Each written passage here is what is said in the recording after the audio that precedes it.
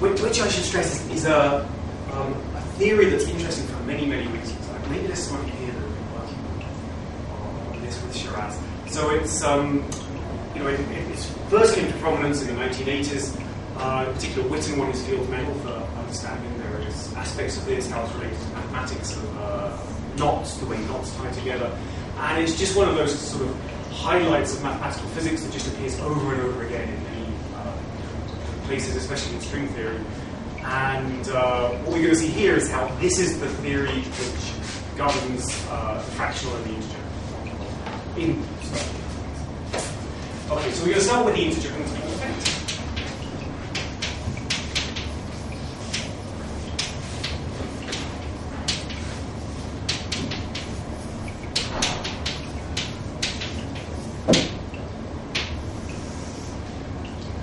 And the strategy here and for the fractional continuum effect is going to be very, very general, as I've been stressing. So all we do is we write down a partition function.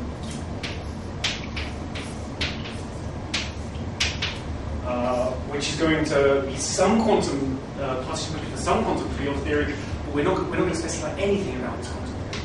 Okay, it's going to have a bunch of fields. They could be relativistic, they could be non-relativistic, could be various symmetries involved, rotations, translations. We're not going to specify anything at all at this point. We're just going to write down a general partition function. So you integrate over a bunch of fields, could be bosons, could be fermions, could be other stuff. And there's e to the I, the action, which is a function of those fields.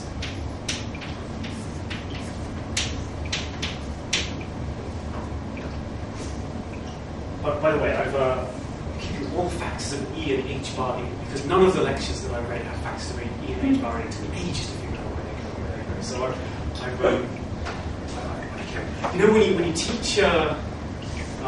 when you teach undergraduate physics, you very quickly go to these natural units, right? You say C equals 1, H bar equals 1, and everything equals 1. And then you say confidently to undergrads, of course, it's very easy to put these back in by dimensional analysis, and it's absolutely not. It's impossible. so I managed, after a lot of work. Okay, so what have we got? The fields are the dynamical things, right? These are the dynamical variables that fluctuate, and the stuff that isn't under your control because it's got its own dynamics. A nu is electromagnetism, but this isn't a dynamical field. Okay, so this is a background field, which, if you're used to sort of particle physics, quantum field theory, you usually think of as a source. Okay, so it's something that's under your control. You get to fix it. It could be constant, it could be zero, it could be varying in space or time, but it's something that you plug in. Okay? This is a background electromagnetic gauge field. Okay. So in particular, we're not doing QHE. We're not integrating. Sorry, we're not integrating over. So what does this mean? This is the partition function. The slightly surprising thing about quantum field theory is that the thing you care about is the partition function, which isn't a function of the things you think you care about. So you think you care about fields in quantum field theory, but the thing you calculate knows nothing about the fields because you just integrate it over. Okay, so you compute the partition function as a function of the background sources that you put in. That's what we want to know. Okay. You didn't miss it. Okay, so the action can be anything. And we're going to put in various restrictions as we go forward. And for now, all we're going to stipulate is how these fields couple to the background gauge field. Okay. Can you see that? Okay. Is it okay? But the fields couple well, they couple in the way that you all know. This action has to include a term. Okay, so I'm going to be in, this is one place where I'm going to make contact with quantum voltages. I'm going to be in 2 + 1 dimensions. Okay, in general, I can have d dimensions here, but what's going to follow will only hold in 2 + 1. And you all know what this is. There has to be some current, which is a function that you make couple the fields. And that couples to the background electromagnetic gauge field in where the current, of course, satisfies the continuity equation. 0. And for our purposes, the importance of this is it means that the action is gauge invariant.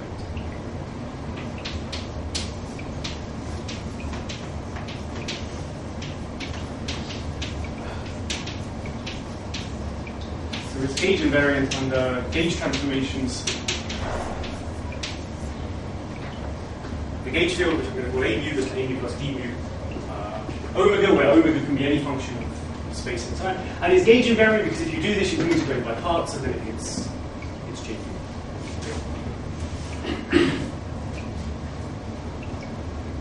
Just to ask you, sometimes there can be additional terms, right? Like if you had a scalar field, then besides the J mu, that's right. terms and so on. Right. That's right. There's a mu squared, phi squared on there. That's true. Yeah.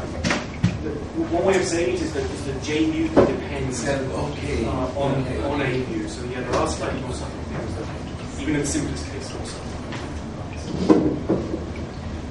Okay, but again, just I keep stressing this, but because we're going to flip perspectives later, so we're going to stress this. This is not the kind of gauge invariance you do when A mu is dynamical. This is more like the gauge invariance that you meet in classical mechanics when talking about the Lorentz force.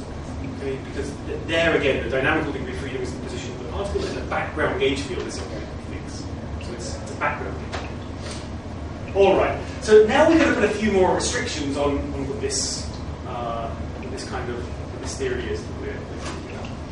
So we're going to assume, and it's going to seem like a very mild restriction, and as I'll stress here, it actually has two consequences. This restriction, even though only one of them is obvious. So the assumption is the following: if you look at low energy, which is what we're going to care about. So what does low energies mean here? The only thing you have under your control is this. So what it really means is small perturbations at long wavelength of this background field. So you take the system, you turn on a small electric field that varies only on long wavelengths. So at low energies, there are no relevant degrees of freedom.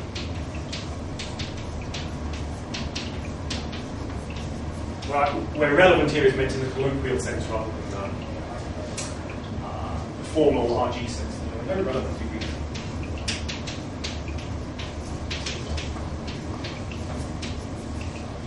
What is the colloquial sense?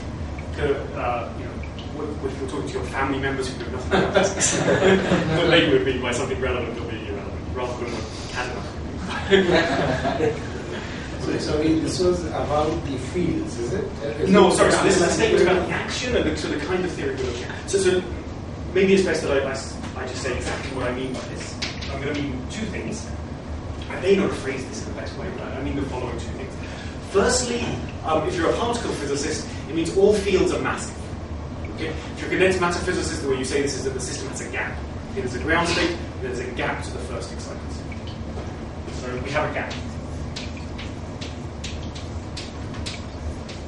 So that, whenever a system has a gap, if you don't come across this, it means there's a gap in the spectrum between the ground state and the excited state, which is the same thing as all fields massive. Actually, I don't want to write that because that means something slightly different in relativistic and non-relativistic context. Another way of saying it, it's an insulator.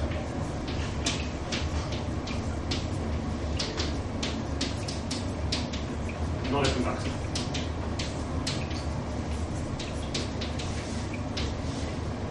Okay, so there's just nothing that can move in the system. You have a ground state, you perturb the ground state a little bit with a background electric field. There's no degrees of freedom that can be excited.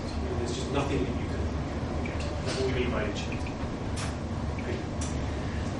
And you might think that's the only requirement for this, because this already is pretty strong. It turns out there's another more subtle requirement, which I'm just going to say in words here, and then we'll see later in this lecture.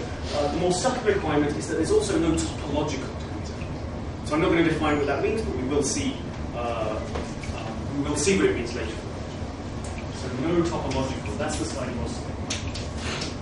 No topological degrees of freedom.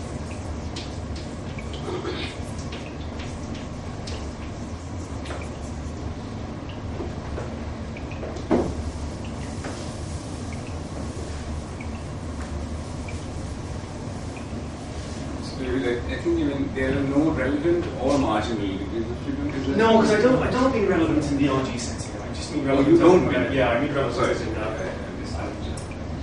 Tinder in high school. no, Okay. not PhD. Okay, any questions about this? So we've just got a system, most boring system you can imagine. Just a system with a gap, and you turn on some perturbation. You can't excite those degrees of freedom. Okay, good. So, what do we want to compute? So we want to compute this partition function, which I'm going to write as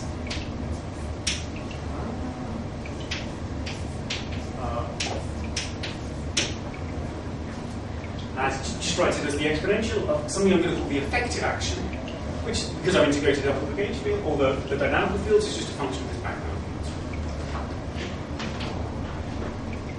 So this is the object that we want to make. It's a slightly weird object. In fact, for those of you who were in Nilai's talk yesterday, earlier in the week, whenever it was, I got very hung up and confused about what he meant by an action. And I sort of mean the same bad terminology here.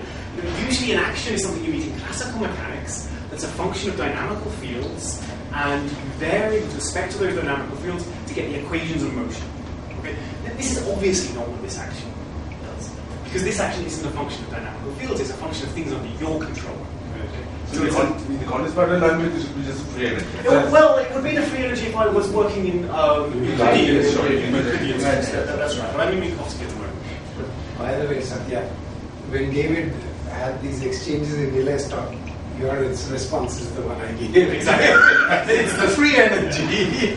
Anyway, I'm just telling you to burnish my credentials.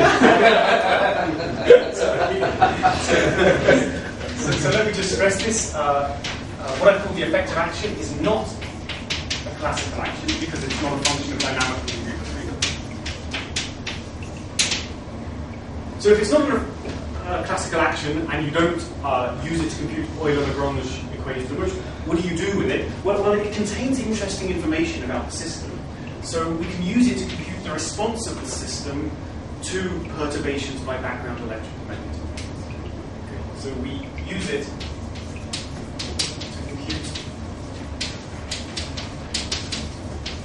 the response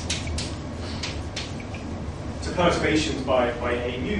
And the way that works is if I take the effective action and I differentiate it with respect to A mu of x, differentiating the functional differentiation. Well, what does that do? I should go back to the original path integral expression. The path integral expression has in the action A mu coupling to J. So when I differentiate with respect to A mu, I pull down a factor of J, which sits in front of the exponent. So all of that's in the path integral,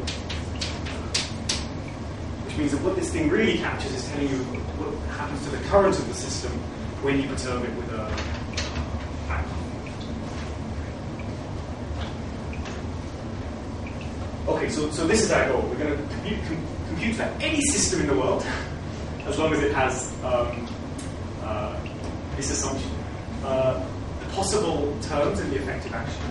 And then we're going to use that to figure out how the system responds to the presence of a background field, in the sense of how the current turns. Okay. Any questions?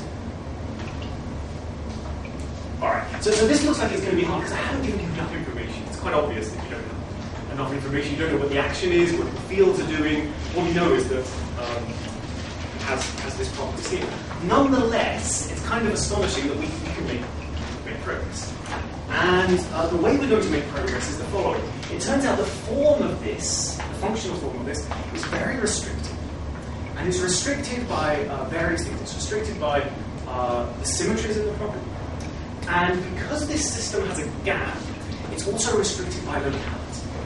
Okay, we can't have any random function here. It has to be a local function of the field, meaning this has to be the integral over d3x, some function of x. So given that, there's very few things you can write down, and we can just list all the terms, and list them in order of importance, and see which terms are going to play a role in any cases. So let me just write it down.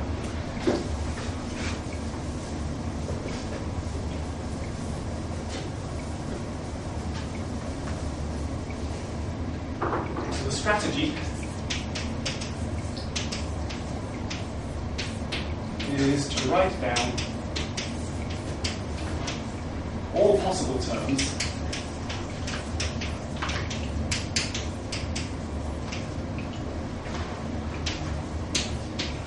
that can appear in this effective action. And there are a few requirements that are, okay, so what's the first requirement?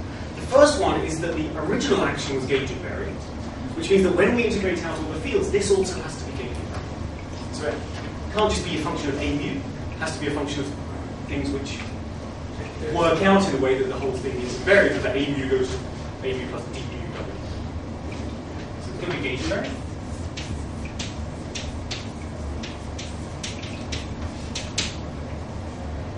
If our original system had any other symmetries, if it had translational symmetry or rotational symmetry or whatever, they also have to be manifest in What does it mean that you integrate the logic? everything. Meaning the gauge. So Dynamical gauge. So if there were dynamical gauge fields, yes. However, not electromagnetism. So one of the only restrictions we had on the action is that the electromagnetic field is a background field which is not fluctuating. It's something under your control. So what we really have in the background mind, of course, is electrons moving around and you're integrating out the electrons.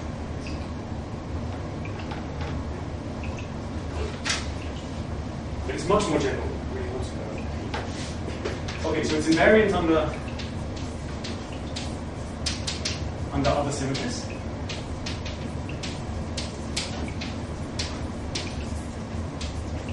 So you get to choose basically translations, rotations. One that's going to play an important role is parity.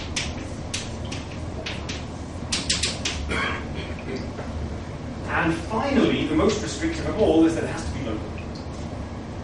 So local means that it's a function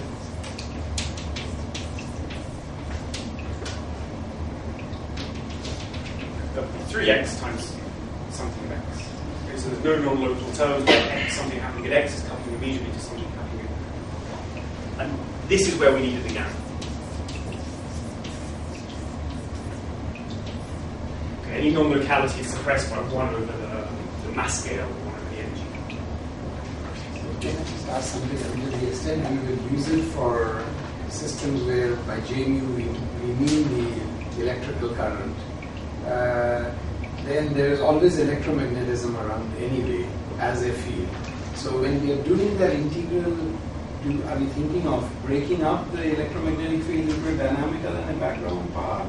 Good. So again, there's a few subtleties here. So one, for example, is let's consider non-relativistic electrons. So what's happening?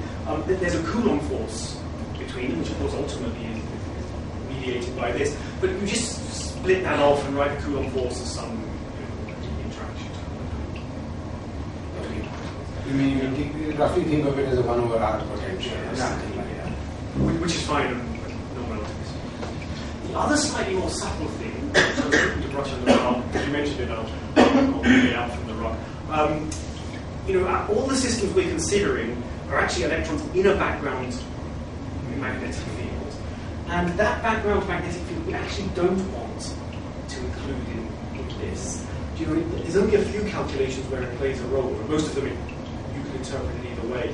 But what you really want to think of is this is variations of the electromagnetic field above the given state of matter that you're interested in. So you're interested in, say, a fractional quantum Hall effect, the background magnetic field, and then you want to think of this as, you can vary the magnetic field spatially, if you like, turn on electric field, but you shouldn't include that original. Is it like you're splitting A mu into sort of two parts, if it's the electromagnetic gauge? Yeah, although I don't think you're integrating over fluctuations, but in either of those subtleties. Why not though? Well, for one thing, there won't be a gap there. I mean, if the photons are massless, then that was one of my worries. But they're there. I mean, They're there. those photons are actually there. I mean, you have to integrate them. Yeah, but so are gravitons. You don't care about it. Is it because the H mu square is No, I think irrelevant it's or? literally you don't care. So what's really going on? We have this partition function. And if this was the real world, here I would also have, and then I'd also have, but none of this I care about. So, if you want to think of it in that way, it's some intermediate. I think you're thinking too much like a particle. Partly it's because the gravity interactions are, sorry, but the Coulomb interactions are, I know, so that is... So it's a little more, but right now you still have that geometry where you have magnetic field in this direction and electric field in this direction. Do you know, I'm not going to specify anything. It's just a general system. There's no Landau levels, there's no anything to think about electrons. The question is, what can the most general thing in the universe do? Okay? Subject to this, the assumption there that it has a gap. And we'll see that everything we found before, we just repeat it. So it's a very powerful way of looking at the world. Okay, what's more, so we can just list all possible terms. What's more, we can list them in an order of importance. Because we're going to be interested in what happens when you turn on small electric and magnetic fields and long wavelengths.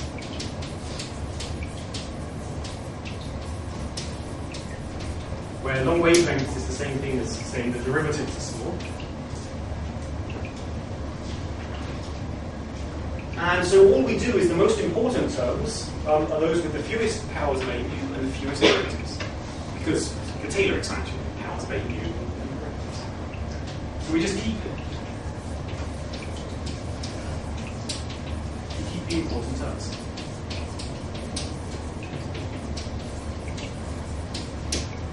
Okay. Of course, A mu and derivatives are both dimensional, so you can't really do a Taylor expansion in a dimensional quantity, so you need a dimensionless quantity. What's the dimensionless quantity? Well, it's derivative divided by gap, or A mu divided by gap. So again, this is where the requirement for a gap is coming in, so that you can focus on those first local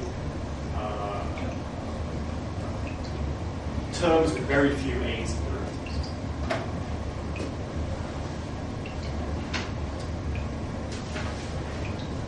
All right, so let me give you some examples of terms we can write down.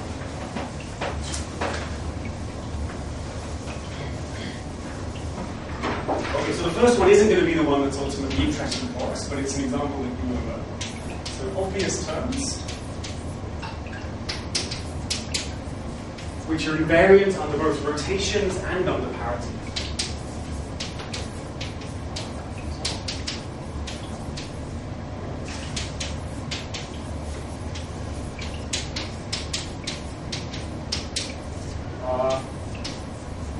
It's effective. So I'm in 3 dimensions.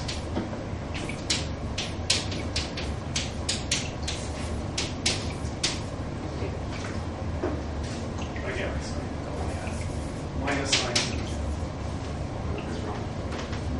Alright, so it's basically the Maxwell action. E is the electric field you build from A, B is the magnetic field. If I do 2 plus 1, there's only one magnetic field rather than a vector of them. And these epsilons and mu's aren't epsilon 0 or mu 0 because I'm not in the vacuum. They're just any random parameters that are going to tell you about the properties of this substance. So again, you don't use this to derive Maxwell's equations. You use this to think about the response of the current if you turn on an electric or a magnetic field. And in fact, if you do it, you just see that this captures the response of a free current, basically.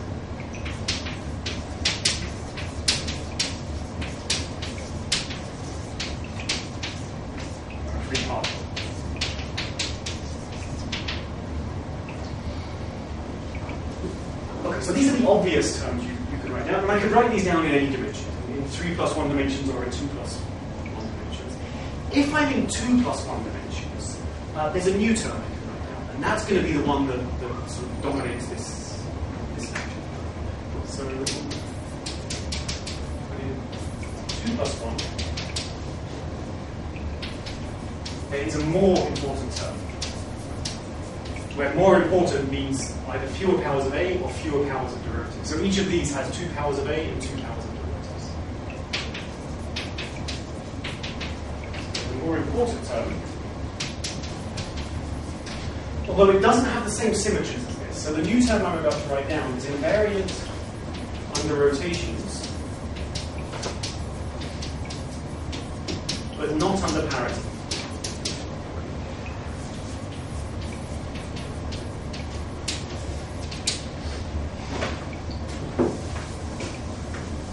Okay, in 2 plus 1 parity, send x1 to minus x1, but leaves x2 alone. It's different from in 3 plus 1. In 3 plus 1, it sends all the spatial coordinates to minus themselves. But if you do that in 2 dimensions, that's just the same as a rotation. So you just do. The right way of saying it is any dimension, it sends one coordinate to minus x.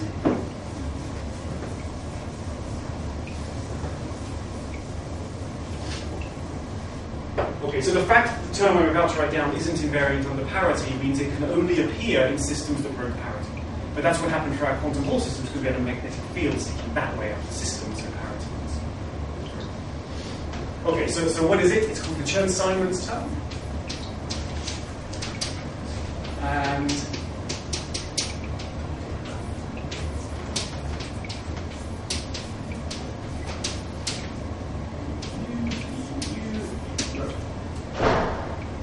it's given by the following, where we can use this epsilon symbol in 3 dimensions. Everybody know what epsilon?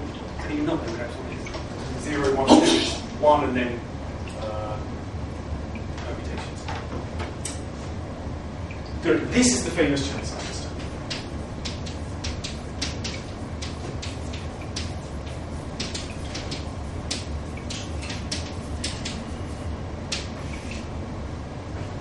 Okay.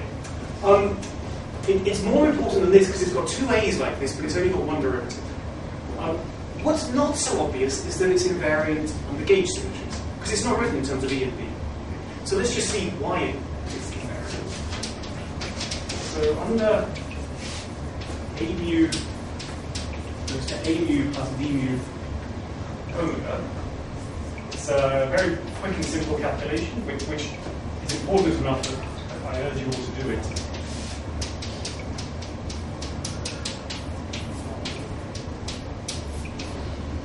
So this isn't quite invariant under gauge transformations.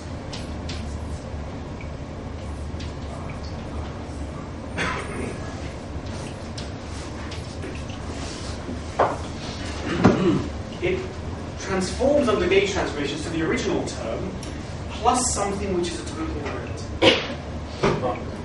Now, there's lots of situations where you can just throw total derivatives away, in which case this is gauge invariant is completely fine.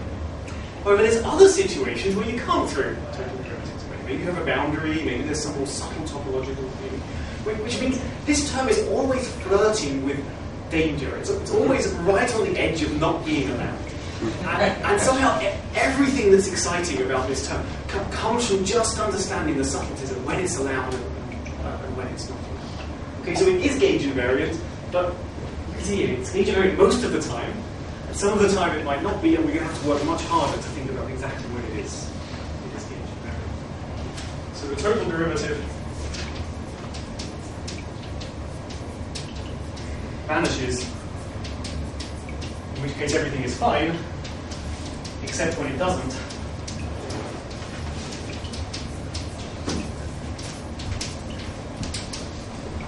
In which case, things are going to be more interesting. And this lecture and the next lecture, and probably next week's lectures, are all going to be about when it doesn't and what we do about it.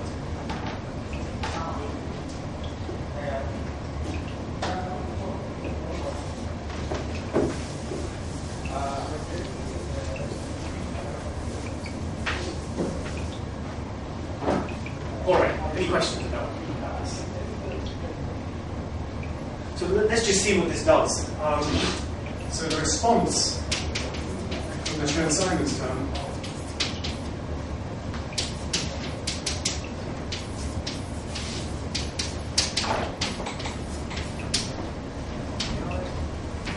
so if you just differentiate the Chern-Simons action,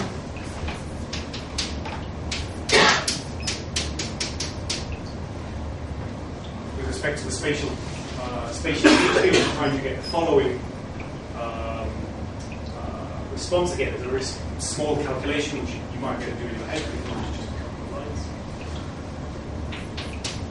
But this is Ohm's law, right? This is current is proportional to electric field, and the proportionality constant is that conductivity matrix that we met in the very first lecture. So this is telling us that sigma xy is k over 2 pi, and sigma xx is 0, which is precisely the kind of Hall conductivities we've been meeting in this course, both for fractional and quantum Hall effect. But of course, the subtleties we met in this course was that k is quantized in the integer quantum Hall effect, or takes very specific rational values in the fractional quantum. So what we're seeing is you get the same general structure, but the real question is, should k be quantized? Is there really some more information here that tells us we're getting integer and fractional? This is standard Hall response.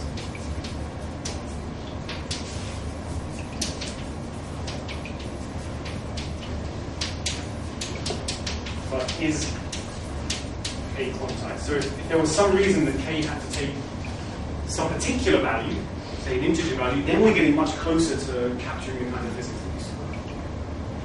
But at the moment, it's just classical. We need peaks at sigma axis also. Sigma axis.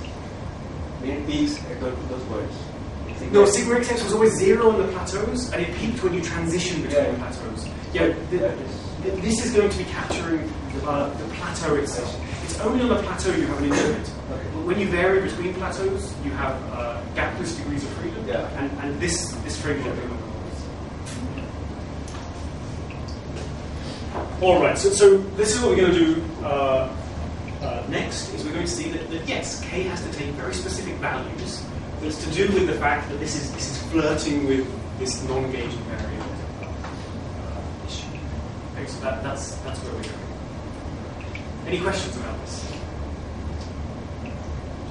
All right, so let's see why k has to be quantized.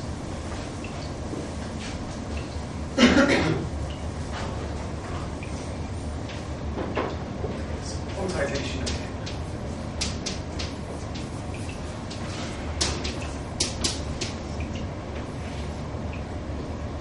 All right, so it's a little bit subtle. In fact, you can often read in the literature that for abelian gauge theories, k does not have to be quantized. That's basically wrong. For non-abelian gauge theories, it's very clear that k has to be quantized. But for abelian ones, it's a little more subtle. And in fact, most of the condensed matter literature works with effective actions where the coefficient that I've called k is not quantized. And I may discuss those later, but they're basically incorrect. They're certainly incorrect if you want to talk about any subtleties of this subject. So I'm just going to show you that the k is quantized. And to do so, we're going to have to, well, let me tell you what we're going to have to do. We're going to compute the thermal partition.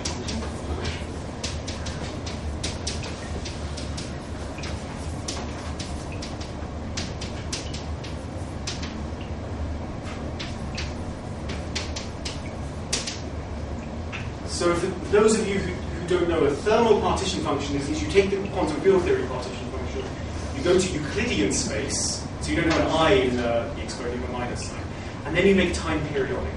So you compute with periodic imaginary time. Is everybody happy with that? Okay, so you compute the thermal partition function on S1, sorry, S2 times S1, so space is going to be S2. Time is a circle S1, that's just the same where it's finite temperature. So Euclidean time, where tau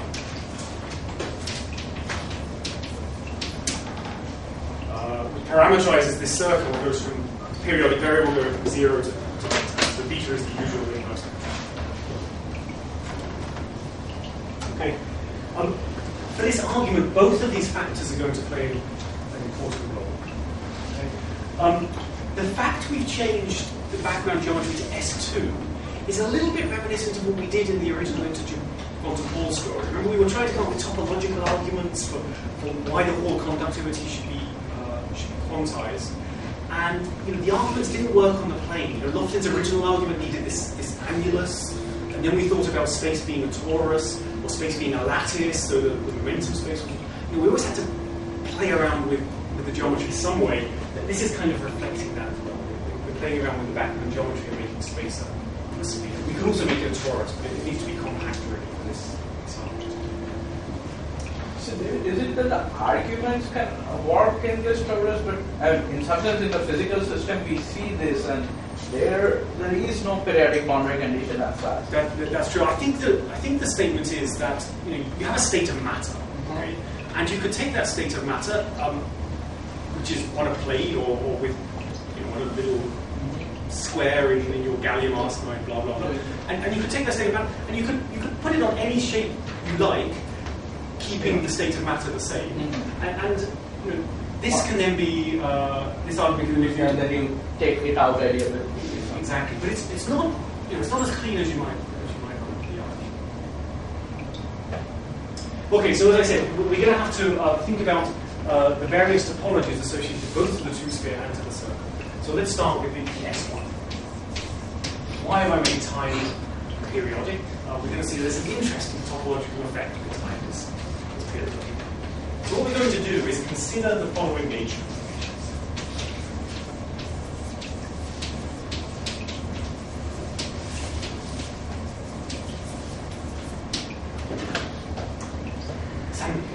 No, I'm just trying to work out the. Good. You okay? Yes, please.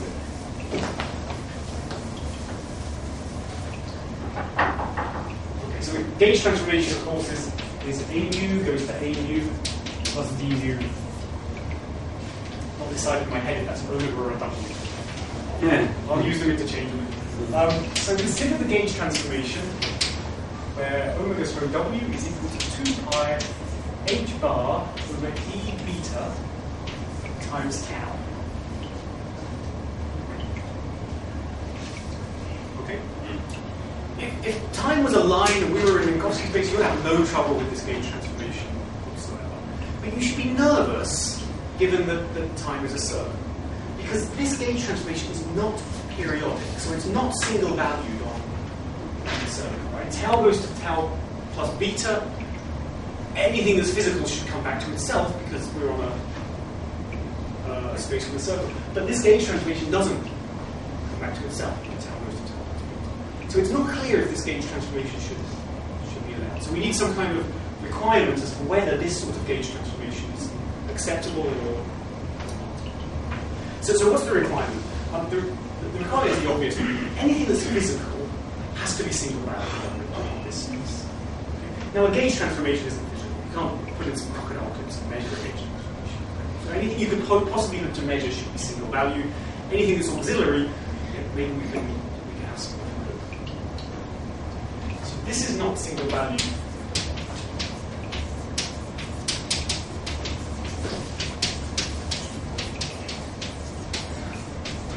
On S1. But only physical fields. Must be single value.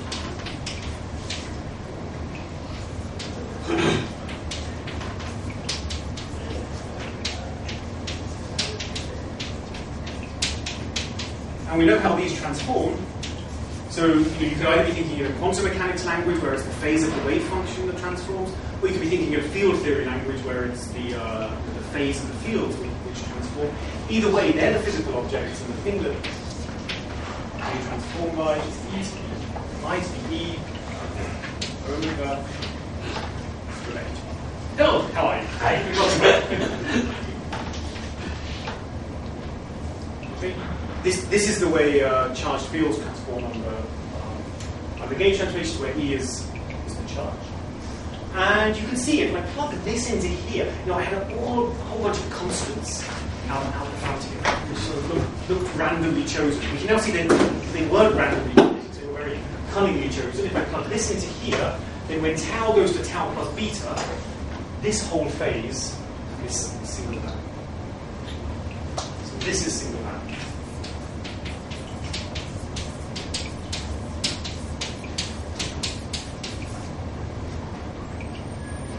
So this is important. Is this clear? Not single value. 2 pi over beta. 2 pi. Oh, yeah, it's single value. That's right. Yeah. Tau. Yeah. 0 to.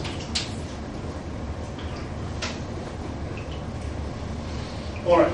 Notice that it means I couldn't have a an arbitrary number here, I couldn't have the number 1.9 times pi times. That wouldn't work as a gauge transformation because physical fields are going to be single value. But for this number, or in general, I put an arbitrary integer in here, these are allowed gauge transformations. So these are allowed.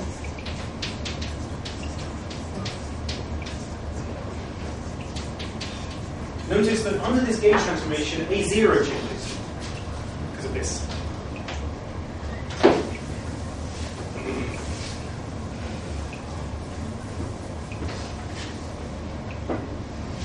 Okay, so A0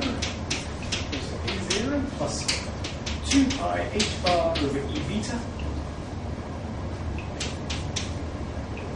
But fields that are related by a gauge transformation are physically identical.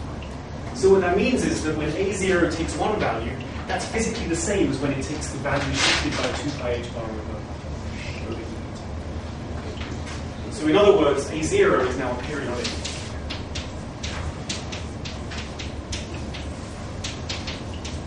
It's a periodic variable. All right. So the general story is take one dimension of your space, make it a circle. The gauge component around that circle becomes periodic itself. And its periodicity is equal to 1 over the periodicity of the circle. Why is this physical? Why is this? Yeah. So physical fields are the things that have to remain single valued on this space. Why is this physical? Because this is the way physical fields transform. So physical fields are multiplied by this phase factor. And therefore this phase factor has to remain single valued in the physical field. So sorry, I didn't explain that. This is because of a very specific choice of omega being proportional to tau. This was some more complicated function of tau these days. Then I think we're better off. Yeah. You either have let me see. You can certainly have single valued functions on the circle. So you can write down a function here which is invariant under tau goes to tau plus beta. But I think otherwise these are the maybe I should say better. All possible gauge transformations split into disconnected classes. And the disconnected classes are labeled by the number of times you wind around the circle when you do a gauge transformation. So if this was single valued, you wouldn't wind any times. At the moment, you wind once. I could put another integer in here, and then you would wind that integer number of times. And for all of them, there are lots of them.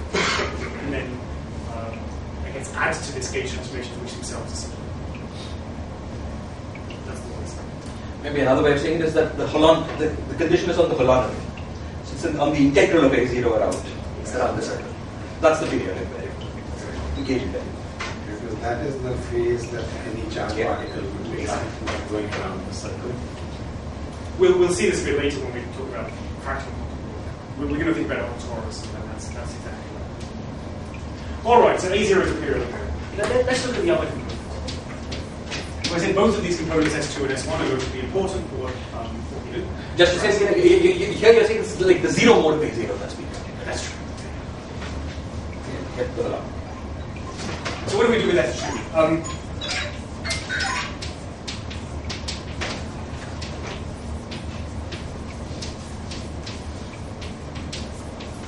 So we're going to take our quantum Hall state, and we're going to do two things, both of which I'm told are a difficult experiment. The first is that we take our quantum Hall state and we put it on a sphere. I don't think that's been achieved yet. The second is we go out into space, we capture one of the very few magnetic monopoles that live within our cosmic horizon, and we place that in the center of a sphere. Okay? So hard to do in practice. Principle, no problem. Okay. So we put a magnetic monopole inside the sphere. What does that mean? It means that if you integrate over the sphere, the magnetic flux is given by h bar over E, where this is the minimum allowed by Dirac quantization.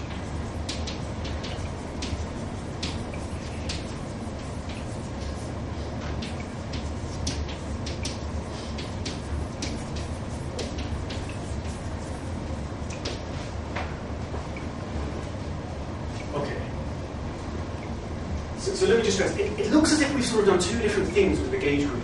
One is that we've allowed, we've used these large gauge transformations. And the other, I should say these gauge transformations that wind us sometimes with large gauge transformations. And the other is that we've got to admit that electromagnetism has magnetic monopoles. These two facts are very closely related. So it's worth just mentioning the language so that we know about it. Let me say it this way. I said all physical fields transform like this, where E is the charge of the field. Suppose that one field had charge E, and another field had charge square root of 2 times E. Okay. Then these wouldn't be allowed, because this would be single value for one kind of field, but not for the other. And because they're irrational, there's no way I can fix this up so that this is single value. Okay. Now it's an experimental fact that that's not how electromagnetism is in our world. Okay. Everything that's charged under electromagnetism comes with discrete units, which you can either think of the electron as -1 and the proton as +1, or quarks in terms of third and 2/3. But electromagnetism in our universe has all particles with a quantized unit of charge. The way of saying that is that the gauge group is U1. It's sometimes called compact. Okay, it's a compact gauge group, as opposed to the case where charges would be E and the square root of 2E, in which case the gauge transformation is said to be non-compact. But one often talks about the group R, the real line, instead of U1. So there's this intricate link between the kind of gauge transformations that are allowed and a kind of magnetic monopole. So saying that a gauge group is compact is the same thing as saying that you're allowed magnetic monopoles. So they're very closely. All right. So what have I got? I've got a system on S2 times S1. I put a magnetic monopole through the S1. And what I'm going to do is say A0 equals little a, and I'm just going to evaluate Chern-Simons action.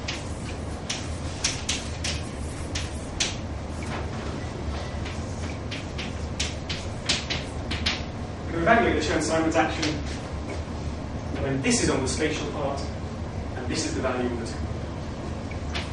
Okay, so what was the Chern-Simons action? It was 3x.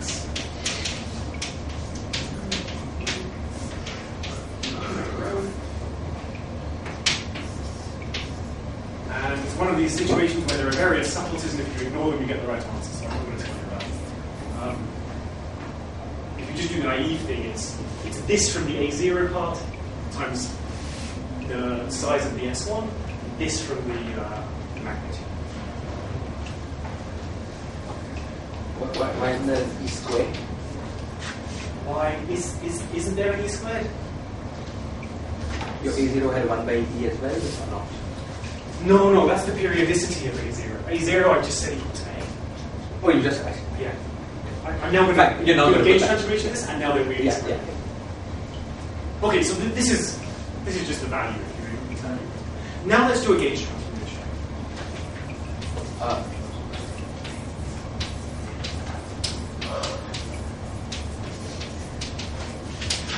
So just to be clear, what happened to the 2? Oh, that's okay. So what happens under a gauge transformation? A is now periodic.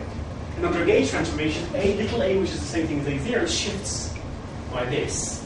So what we're seeing is this is a case where this total derivative can't be ignored. Right? It can't be ignored because there's something winding around the S1. So under a gauge transformation, S Chern-Simons goes to the Chern-Simons action plus 2 pi h bar squared k over E squared.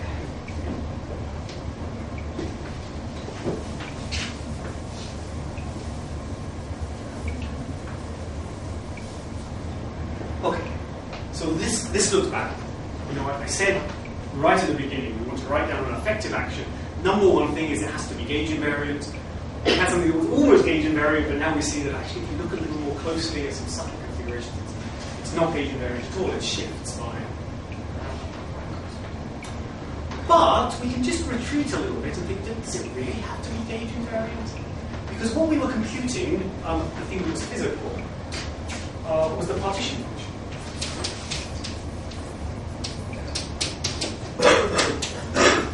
The partition function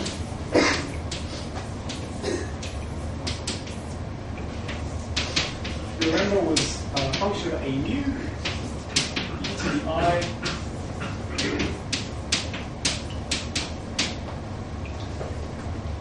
times this effective action, and we were taking the effective action to be the Chern-Simons action. Now the Chern-Simons action is gauge invariant, but this again sits in e to the I something, and this can be single valued as long as this takes very specific properties. This is single valued,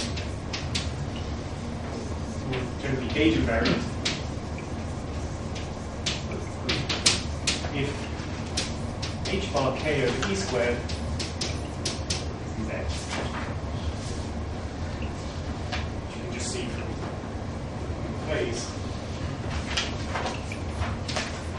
Which is the same thing as we go back to the response we computed.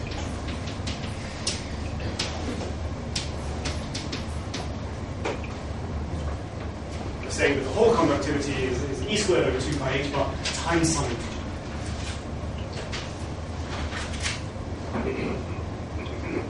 This is the integer quantum Hall effect.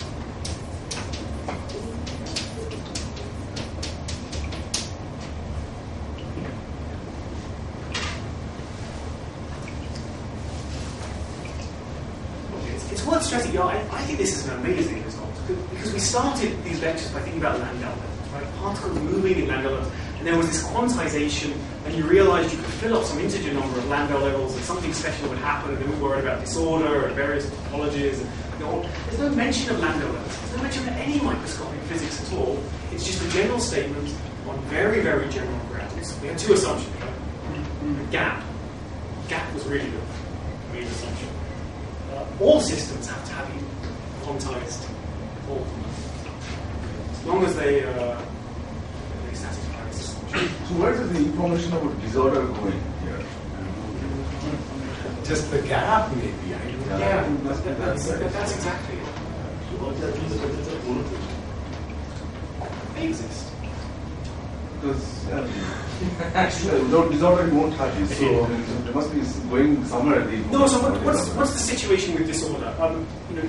When you fill a Landau level, you have a gap, and the question is that when you then vary the magnetic field, you need the disorder to retain the gap. Otherwise, you start depleting the Landau level. This description is gaps. So as long as you have a gap. You won't have the gap on the plateau. Since the disorder, along those lines, since the disorder breaks translational invariance, when we wrote down the most relevant term, we did assume translational invariance.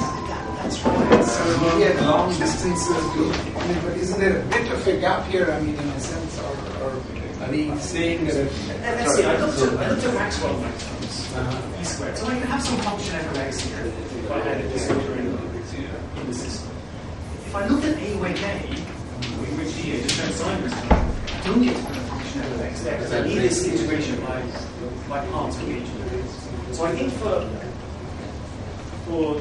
the other terms that we now know about Maxwell terms, yes, you can have something, but not in this case.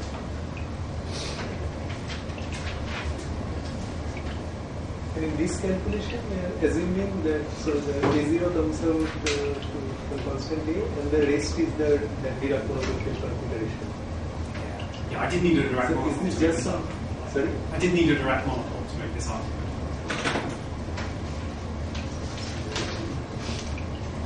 Just out of perversity, sorry. Given that we have quarks in the world, couldn't I conclude using your argument that the thing should be quantized in units of 1/9 the usual value? I would love to do that.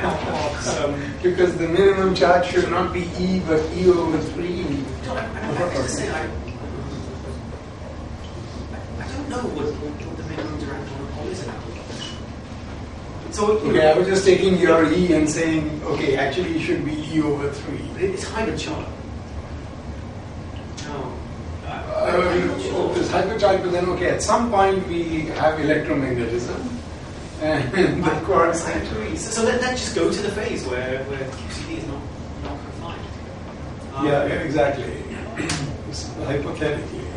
Actually, suppose we go to it. E has a smaller charge. Yeah, so the direct monopoles have a bigger magnetic charge. Yeah, I don't know. I'd love to figure that out. It must be very straightforward. Yeah. It's not a matter of putting E to be E over 3 and just repeating it.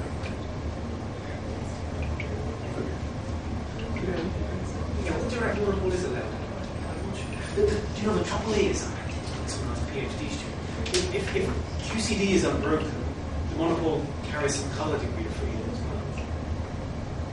Well, that has to be. Okay, I don't know. Sorry, I thought you used this argument to conclude that I mean, did you have some fractional values for this at some point in some gas systems? Yeah. So why isn't that? It's a great question. Right, so what happened? It seems too strong, right? We've got this amazingly powerful argument that this always has to be quantum. But we know experimentally that is. I'm still trying to understand that. So the Dirac monopole went actually in calculating this partition function. It did not just ensure that the charge is quantized. It went for calculating the value of the partition function for a very specific situation. I mean, how do you get from that first line to the second line? Here was evaluated on the background of a Dirac monopole. That's right. Yeah. So I've got this. I've got an effect. Then it looks like just some mathematical trickery to get to the correct result. We did not just ensure that. We just are taking some field configuration so that you get the. Yeah, but there's very specific field configuration. I couldn't pick any value. I missed that loss. I couldn't pick any value for the Dirac monopole. Right? That's handed to me by the guy above your head. And I couldn't pick any value for the periodicity of the gauge transformation. These things are intricately linked together. So let me put it this way. In general, I have some effective action up here, and for most of the things I can do experimentally, that's perfectly gauged. But there are some very clever things I can do experimentally that show that isn't gauge invariant unless K is. But I think the question is, if that's the only choice, I mean, you could have chosen, some other strange gauge transformation, and it's not allowed. You're saying that it's the only choice. It's fixed. All particles have charges that are quantized in a particular unit. That fixes the periodicity of the gauge transformation around the S1 and the strength of the Dirac monopole in exactly such a way that this becomes, where this was the unit of charge. So could it be true that this is a sufficient condition but not a necessary condition? There are integer quantum Hall systems where this argument is not necessarily true because it's explicitly dependent on stronger even. So nu may be 4 times an integer or something like that. Is that what you mean? No, I was just wondering, so we depended a lot on the periodicity arguments, but in a physical system, you needn't have an S2 or a you needn't have. So could it be that, or is it true that this is a sufficient condition, but there are systems where this argument is not necessarily true? You can violate this, but through very subtle ways, which we'll now discuss, because the fractional quantum Hall effect does violate this. But you can't argue that because my system isn't on the sphere and because this guy in California, Calabrero, when the monopole went through, he forgot to capture it. So you can't argue that things are allowed because of that. Because I can always take the system, put it on the sphere, and then put it on. It's mathematical consistency of the whole thing is insisting on this. All right, so I'm going to address Shiraz's point now. There is something about simply connected geometries, or is there some other constraint about only having simply connected? What's simply connected? Is that when you don't have an S1 factor? Yeah. Yeah, I needed an S1 factor to make this out. But you could have looked at a gauge transformation that bound around the S3. Yeah. If I had an S3, I don't think I have the topology to quantize in that case. I was thinking that's pi 3. A pi 3 of non-abelian gauge groups is Z, but not of Oh, I see. Here is a pi 1. Okay, so the fractional quantum Hall effect.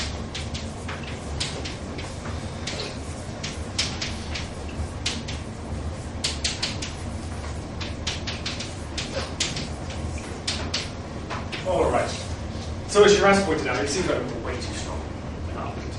So we have to go back and think about what our assumptions were. I should tell you what our assumptions were. I saw it. Okay. So the assumptions were no relevant degrees of freedom at low energies. Okay? So in particular, that means you have an insulator. There's a gap in the system. But, as we'll now see, there are things called topological degrees of freedom, which either have a gap or have no degrees of freedom whatsoever. In other words, the gap to those particular degrees of freedom goes off to infinity. And yet, nonetheless, they affect the very low energy infrared physics inside. So it's very surprising that these things even exist. And if you include those in the system, then we can violate this assumption. Or this result. So that's what we're going to look at now, is what those kind of degrees of freedom are and how they change this conclusion. So the key idea is that the low energy physics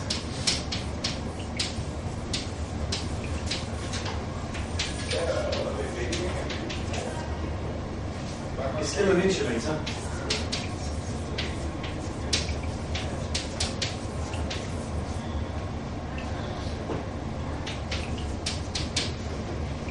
That means there's no low energy degrees of freedom, but includes this rather mysterious topological degrees of freedom.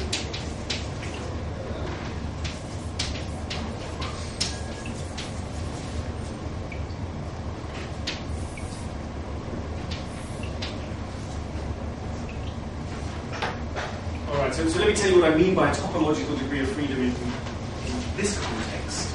And it's something very straightforward. We start with, we start with some particle moving around, which in the real world, of course, are electrons. And the idea is that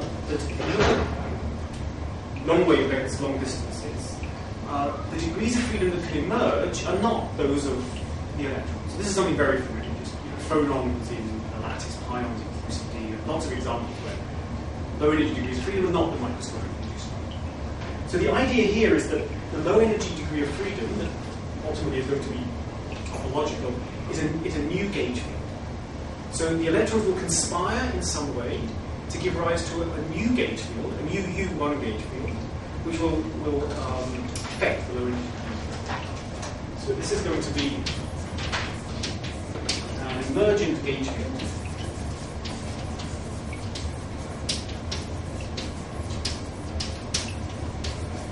Which I'm going to call little a mu.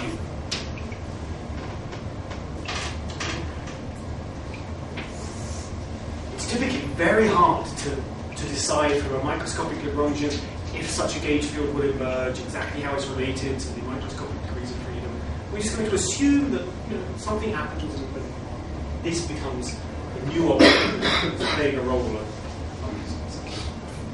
So it's worth stressing, we've now got two gauge fields in there. Big A mu is electromagnetism, little a mu is emergent, but they're very different on a mathematical footing because A mu is something dynamical and big A mu is something which is fixed. Okay, so you need to keep in the back of your mind these two different interpretations of the two gauge fields. So the Quintet's construction of starting from electrons use this imagined gauge field that Wilczek at some point.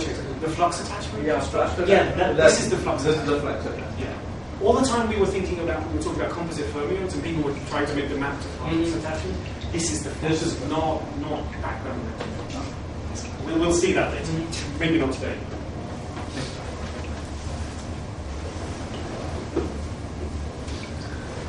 Okay, so is this supposed to be an actual dynamical gauge field? Genuinely dynamic. Sorry, David, just to rewind one. This is something I was confused about.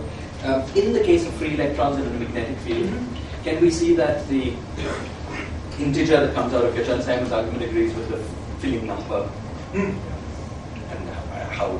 Can you see directly? Yeah. It does. That if you do the calculation of the compute the action as function of electromagnetic field. Yeah. Whitten's recent lecture notes explain that. He actually relates it to the TK and N. Whitten had some lecture notes last year. Sorry, what was the question? What I understood from what David did was that he took a gap system, he put it on an arbitrary background electromagnetic field, and he found that the effective action was Chern-Simons theory with some integer k. Then he argued that k had to be context. Now we know that if you just got 3 electrons fitting n Landau levels, that n should be equal to k, right? So I want to see how those do. And there's a trivial way which you just compute the Hall conductivity for both and see that. I understand, but I'd like to just. Okay. There's a much more direct way where I think you never need the Hall conductivity. Yeah. Right? You just That's compute the effective actions with it. Yes. So yeah, Witten did it for, I think I'm right, for electrons on the lattice. So we did the TKNN variable some time ago, and Witten in his lecture notes relates that directly to the Chern-Simons in a way that I will not get through. But probably Shiraz would be content with a continuum calculation, right? We have to evaluate the fermion determinant as a functional of right? I would imagine. Remember, for the 3 electrons, you have to work quite hard to show it has to be quantized. So you have to deform your system in some way. So the 2 options are you put it on a lattice, or you put the system on a torus. And there were those 2 different topological quantities where the Chern number, the appropriate Chern number becomes Why can't you just, I thought what Shiraz was saying was if you take n field and levels, you compute the fermion determinant and expand it, you should get the Chern-Simons term with the right coefficient. And you say that maybe that's I mean, it should happen at least. But boundaries, no? In that case, at least. In that case, at least you would have to think of boundaries. Oh yeah, why is that? Because if, other than the torus, the only other way I know of thinking about the Hall conductivity is some of these edge modes going around. But that necessarily requires putting you boundaries. And one way of saying it, if it's a topologically non-trivial system, and the vacuum is a topological, somehow you need the boundary to see that. So if you're in R2, you wouldn't see the Chern-Simons term? If you just I don't know, I'm just trying to think of this. I'm just trying to make an analogy with the fact that if you do not put on torus, the only other way I know of computing Hall conductivity is to put an actual boundary. You could put on a sphere, for instance. I forget Hall conductivity. We just want to compute the effective action. You want to put the system in a background electromagnetic field, integrate out the matter, compute the effective action. Sounds like a well-defined game. Sounds well defined. I mean, even on R2 it should work. But on S2 maybe it's a little better defined. Yeah, Chern-Simons is topological, so you can push it all to the boundary. I mean, I think R2 might be a little tricky. It's certainly a compact manifold. Yeah, S2.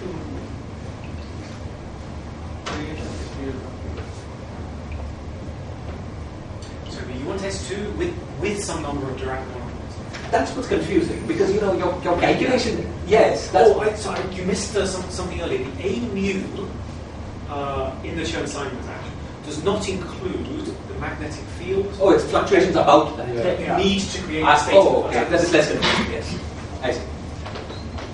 All right. So what does it mean? We've got this effective gauge field. So what we're going to assume is that one of these emerges and no more. Later, maybe we'll see what happens when multiple emerge. We'll just assume that some magic happens. No reason why not. So the low energy dynamics includes this effective gauge. So then we want to compute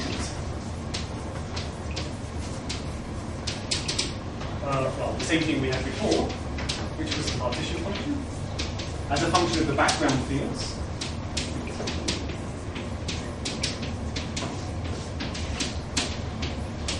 Okay, so this is the formula that we had before. These fields are the microscopic fields. Okay, so these are the electrons of the system, not this guy, which emerges in some composite fashion from these. But now, when we come to the next line, we don't integrate out all of these. We only integrate out those which don't combine to make this. Okay, so what that means is, what we're left with at the end of the day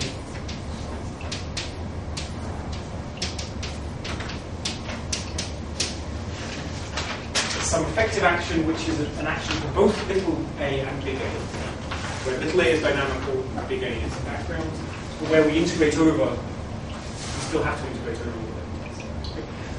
this to this is very easy to write down, but very hard to do. If you ever want to do this in practice, you don't really understand. We'll see shortly, actually, how the A's are related to this in some sense. But I think doing this, Jacobians, it's not something you can do. In principle, this is the And the actual little A will also be some Chern-Simons. Good. So now comes the next step. What's the action for little a?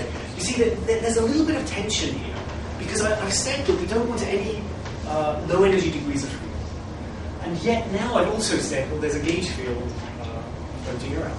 So a gauge field in our world, of course, has low energy degrees. There are two polarizations per photon. And in 2 + 1 dimensions, if little a is governed by Maxwell theory, it also has massless degrees of freedom. Maxwell theory in 2 + 1 has a single massless degree of freedom, which is just a photon. Just one polarization instead of two, but it's still.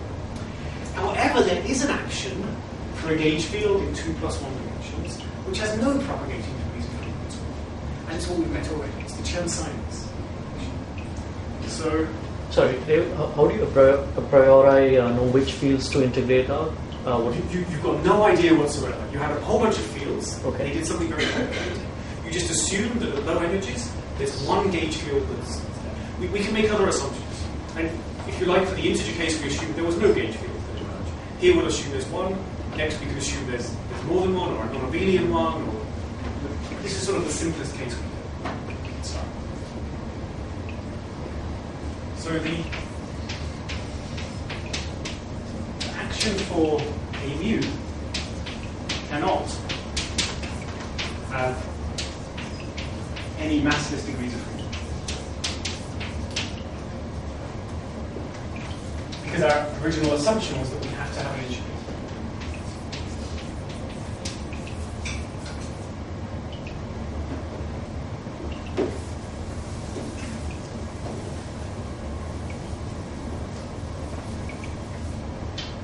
That leaves us basically with just one option. So S A has to be, I don't know what to write this.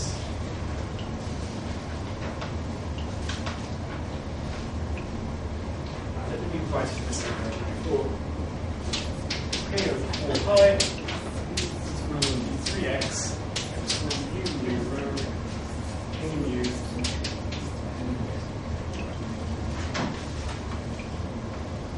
Well, there could be a mixed Chern-Simons term between little a and big. We'll get there, yeah. You're obliged to put such a thing. But by the way, if you've not seen these Chern-Simons theories before, here's an exercise which I ran through in the notes, but it's worth doing. First, you think about Maxwell theory, 2 + 1. And just convince yourselves that the equations of motion, which are d mu, little f mu nu equals 0, have a massless number. It's the same calculation as in another theory. Now think about Maxwell theory plus Chern-Simons theory. So there's a new equation of motion, and you can see that that new equation of motion doesn't have a massless degree of freedom. It has a degree of freedom which drops off exponentially. So it describes a massive particle. And then convince yourself that if you take the limit where the Maxwell theory disappears, the mass of that particle actually goes to infinity. So this on its own has no propagating freedom. It's a useful way to. Little a is normalized so that its minimum charge field is 1. We'll make it E. Okay, and why is there a relative coefficient between the original Chern-Simons term and this? There is a factor of 2 more than that. Where is the factor of 2? Because if I write, what is the definition of small f with f0? Is del zero. Oh, sorry, that's just insane. Thank you. Thank you. This k has nothing to do with the k. No, we'll see what k is good. But we do know by the other previous arguments that k has to be quantum. Because all the previous arguments didn't hold. Okay, so. But I think said in units corresponding to the charge for little a, right? I'll be careful about this normalization shortly. Okay, so we need to know, as Raz pointed out, how little a mu couples to big A mu. Okay. After all, the whole point is that we want to have a function of big A mu at the end of the day. But again, there's only one thing you can write down, because we know that big A mu has to couple to a current. It's one of the very few assumptions we made. And the only object we have in the game is little a mu. So somehow, whenever big a mu couples to, it has to be something made out of little a mu, which is a function I'm going to call j, the current, which obeys the continuity. So you have to find a way to construct from a mu a conserved current. And that's the thing that couples to electron current. So the only thing we can write down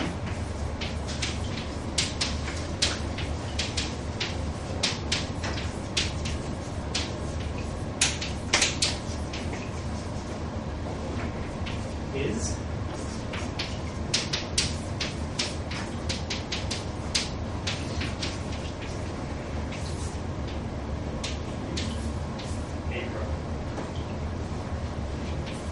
because this is the thing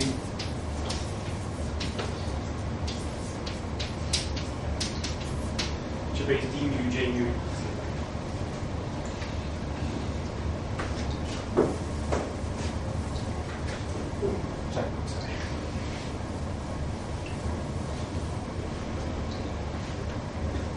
Okay, now I've picked a whole bunch of coefficients here, and so we need to explain where these coefficients came from. These are exactly the questions you were asking. So we're going to do the following. We pick a mu to be compact. That's very crucial.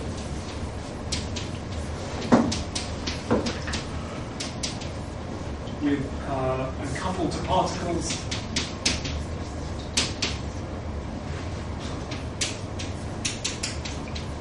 Particles of charge E.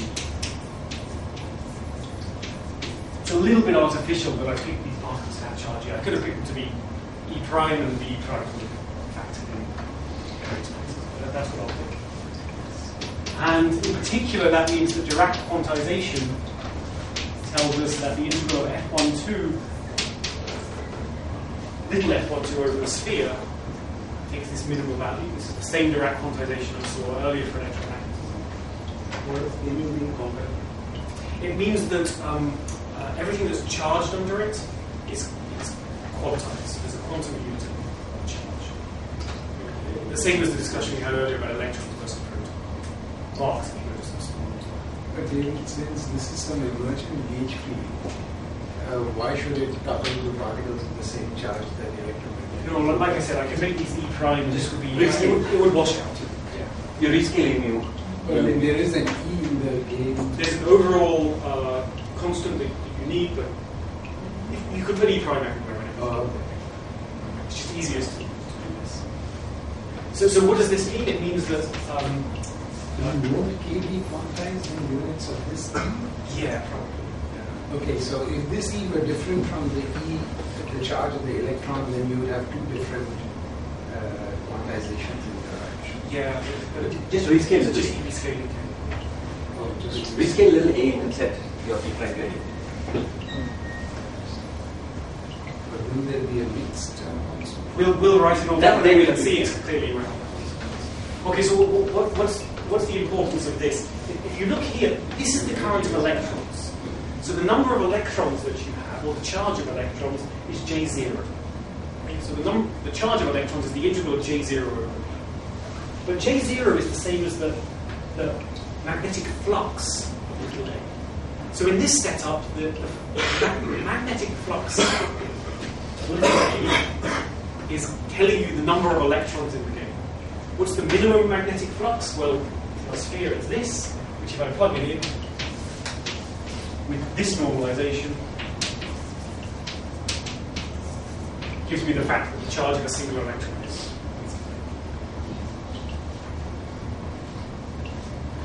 Wait, again, what is this? From there, right? Yeah.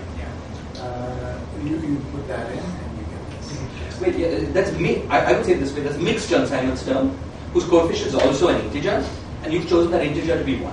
Yes, that's what I'm going to do. But that's equal to what you said, I think. Because I wanted a mu to couple to j mu, which is going to give this mixed Chern-Simons term, with this being the coefficient. But you've chosen that to be 1. That's a choice, right?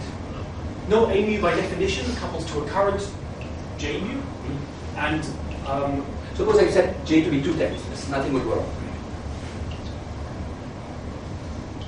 that's right. I'd have to absorb this 2 in here. I'd have to change this. But I don't think there's any, as you said, by rescaling a, I can just... No, wait, see, there are three levels. Let me write them down, and then we can come back to it. So what's the final... keep some of this so we can discuss. So the final action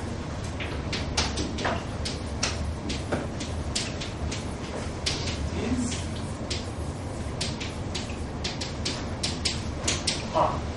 there's only 2 levels. Well, one of them is 0. Maybe that's the diffusion. Yeah, with 2, but with 3 you can't do it.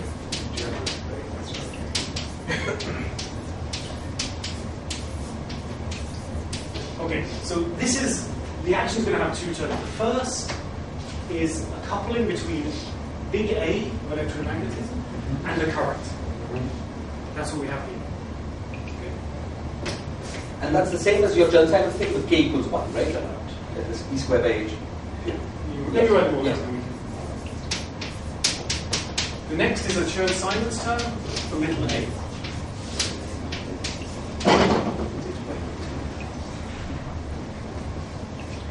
Okay. Where we said this is the dynamics that A has to have because we need an insulator, and this is the relative. By the same arguments we had before with this quantization, M is a member of Z. So M has to be integer valued. E squared by H bar is outside everything. E squared H bar is outside everything. If we were doing rescalings, then there would be different things in front of these. And then you can have always higher order terms, which are things like Maxwell terms for this, which just aren't important. Less relevant than these.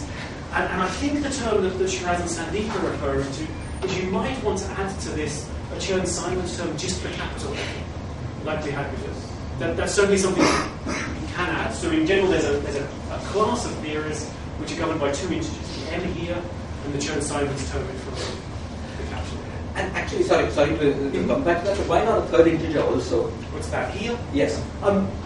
By definition, A mu couples to a current. But if I just multiply that by an integer, it won't stop it from coming.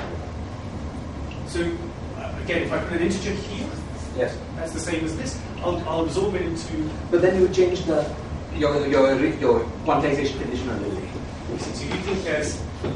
Let's just think about that. It could be that there are 3 integers. I think that three. This is the choice which is going to govern the Laughlin space. Right. So if I suspect that has to be, but I need to think about.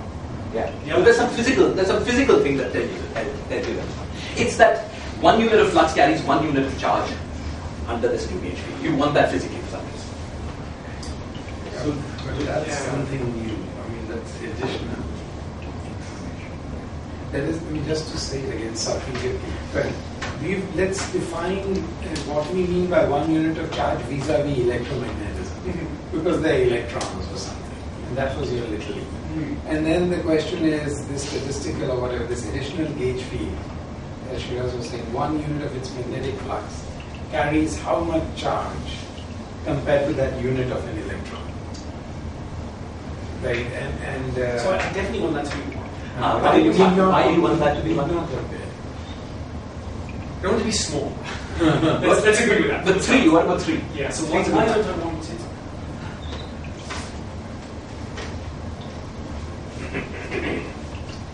What would happen? Would somehow be suggesting that electrons abound for some reason in groups of 3.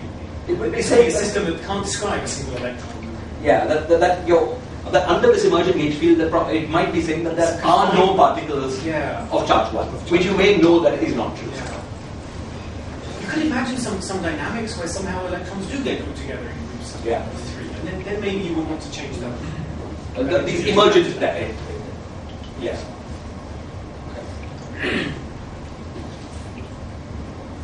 So when we integrate out the little a fields, you should get back the original Chern-Simons in terms of capital A. Good, that's what I want to do next. But my time is up. Are there people waiting outside?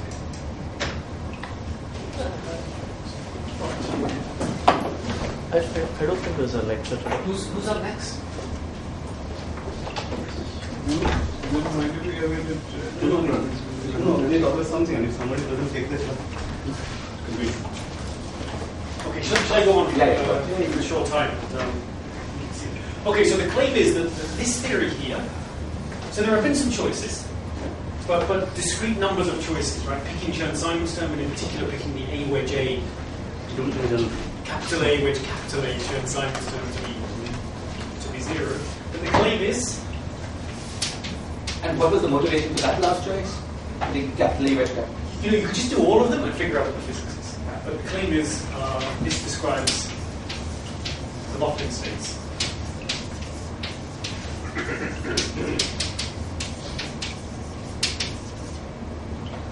Which, remember, are those at trading fraction u is 1 over the m integer of these things.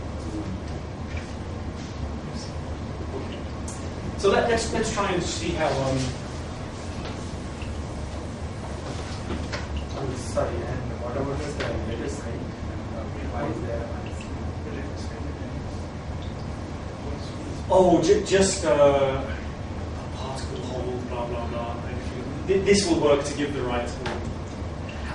Maybe that's not. Maybe there's another element. No, it can't be, because if I flip A to minus A, then that changes what I mean by holes and electrons, right? Because the current is written in terms of. No, sorry, that's not correct. Current's quadratic.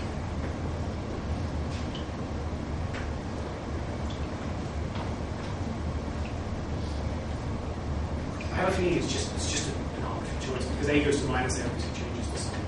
current for a single derivative only. Sorry? Current for a single derivative only. Oh, yeah, sorry, current single. Yes, sorry, so what I said was right. That's right, of course, because it's the integral of A. Yeah, this is picked by deciding whether current is electrons or holes.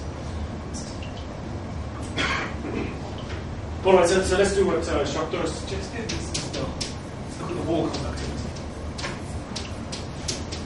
And we'll see, it's a slightly fishy calculation. So I'm going to do the calculation, and then we'll go back and see why it's fishy. So let's naively integrate out A nu. So A nu is the dynamical field. In the partition function, we actually want to integrate over it. It's just quadratic, so we can just integrate it out. How do we do it? We figure out its equation of motion, classical equation of motion, solve it, plug it back in. So the equation of motion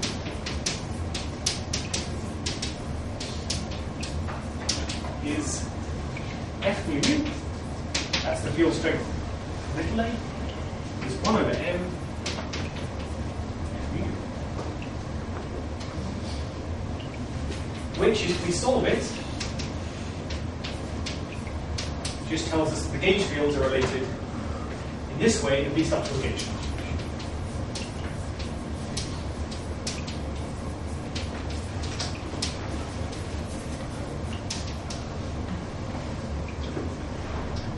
Which, if we plug it back in to this, gives us the effective action just as a function of a, e squared over 2 pi, x 1 over 4 pi m, x of u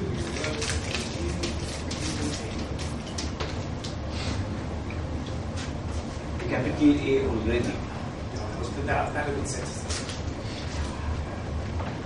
So if you included it, I think you'll just get k plus 1 over s. So it would be like, I think that's the answer, it would be like some number of lambda levels plus a fractional quantum Hall statement. So the original Fermions have, I mean, it has done the integral, which has given that k, and it has also given emergent gauge fields. And so generally it would be k plus 1 over m. So is this the same action as k is equal to 1 over m? Yes, good. So I think we're going to point out what's fishy about this. But actually before that, so did you have some h bars somewhere? You have more 2 pi's? H bars, maybe. Yeah, it looked like that 2 pi. That 2 pi should be an h bar.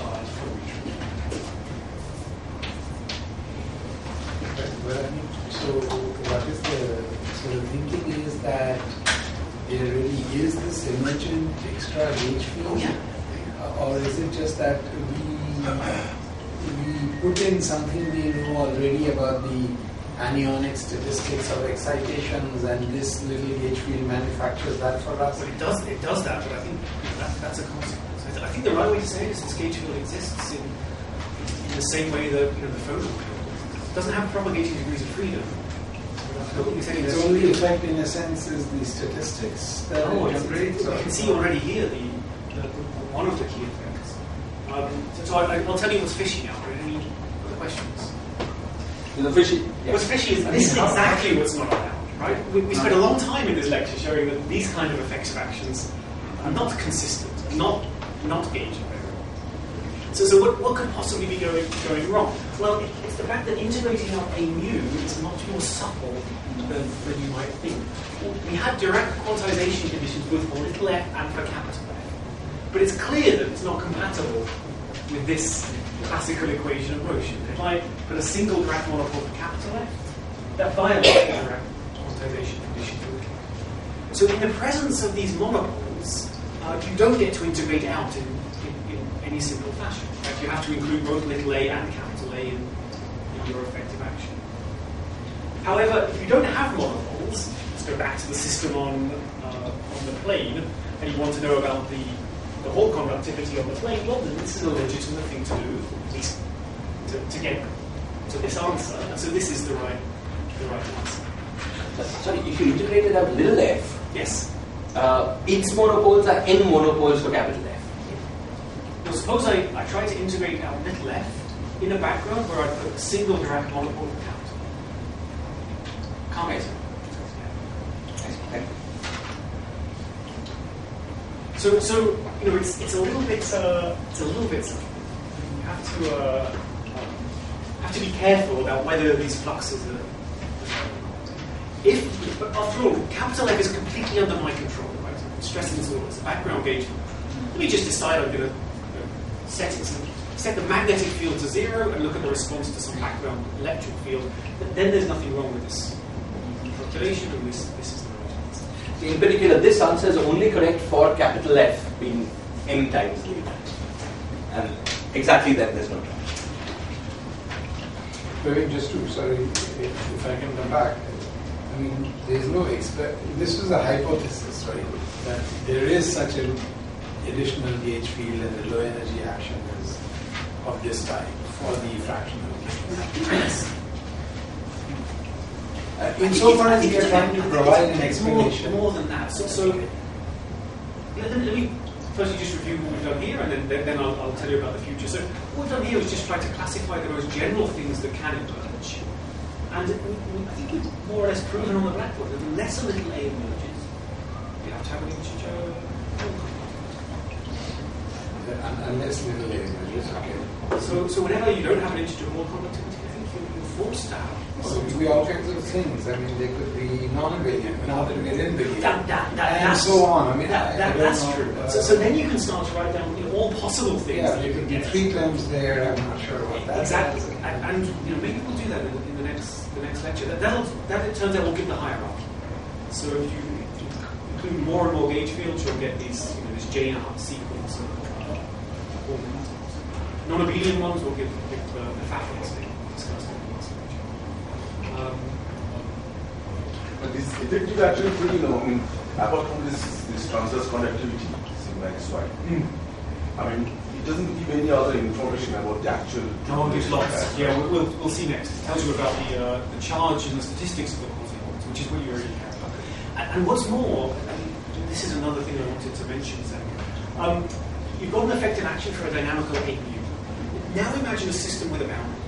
So what's going to happen? A Chern-Simons term with a boundary has more probability of gauge invariance, which is cancelled by there being new dynamical degrees of freedom at the boundary that have described by some very specific chiral boson with a particular level, which gives predictions for experiments of which are checked. Okay, so there's lots of further checks. So in this picture, you can then explain all the hierarchies, all the rational factors. Yes. I think we'll see that in the next lecture. Actually, next lecture we can either do the hierarchy or we can do non-abelian. see. Yeah, but that's pretty good evidence that on a boundary you get the right kind of zero. Actually, maybe I'll do it next week. There's an amazingly simple dimensional analysis algorithm due to Xiao-Gang-Wen, which says that if you couple to the boundary, you don't get Ohm's law B equals ILR, you get Ohm's law B equals I cubed. Really? And you can see experimentally. So there's really some beautiful things that can come out of it. Very simple. Yeah, do you just compute dimensions of operators in it's very nice. Okay, Sorry, just one yes. quick comment about this. So, it's precisely, if you could really integrate out A and get a local effective action for every background of capital A, then that little A didn't exist. Exactly, yeah, that's another way of saying it. Yeah. So the fact that there was a barrier was the fact that there was a new degree of freedom. So what we're saying is that at m equals 1, there isn't really a new degree of freedom. Because they didn't really integrate. Exactly. Yeah. But at larger m, there are backgrounds which you can. So this gives a half also. So m is not restricted to being odd or even or anything, right? That's right, because we didn't say whether it was electrons or fermions or bosons or... But you have to work harder to get the half in the previous picture, right? What was the half? The nu equal to half. Yeah, but the half doesn't have a gap. The half doesn't have a gap. Oh yeah, right. Yeah, right. so this assumes a gap. This approach doesn't Yeah, have a okay. gap. Actually, there is a theory of a half in this approach called the Hopper and Lee-Reed theory, which I mentioned in the printed notes, but I certainly won't. This assumes a gap. All right, so let me see. Maybe we should just finish, and I can tell you in the next lecture how you get quasi-fractional charge and fraction statistics out of this. Then we can move on and see what else we